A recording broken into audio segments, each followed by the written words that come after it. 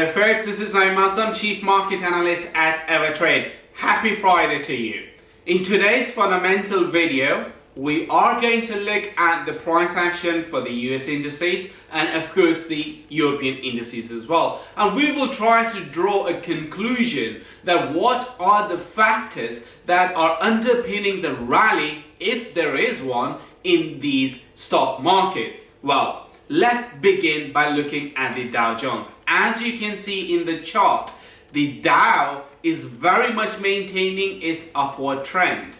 Now, we have covered this in our analysis several times this week and of course in technical videos, that this is the first time in nearly 4 weeks that the Dow Jones Index is about to close above its 50 and 100-week moving average.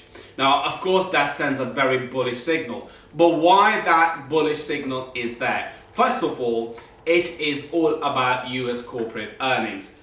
The companies which have reported, 80% of those companies have come up with their earnings which was better than what Wall Street was expecting. Of course, this really improves the sentiment among investors and make traders to favor more stocks rather than safe haven assets as gold, which I will discuss later.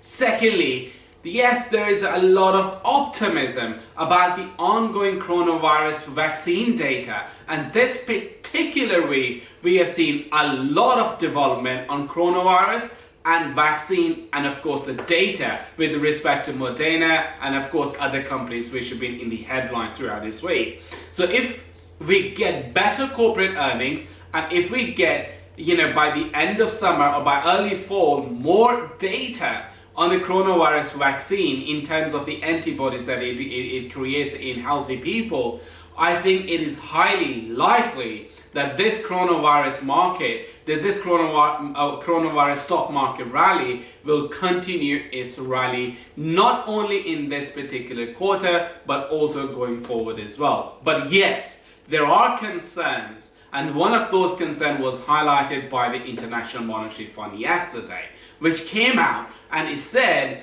the small and medium-sized businesses over in the United States are likely to report higher bankruptcies. In fact, the IMF thinks that the bankruptcy rate over in the United States for the small to medium-sized businesses will triple in the coming quarter.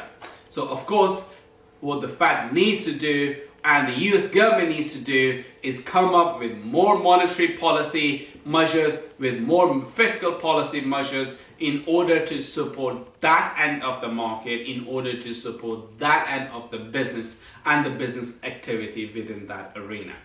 That's all for today, and see you guys next week.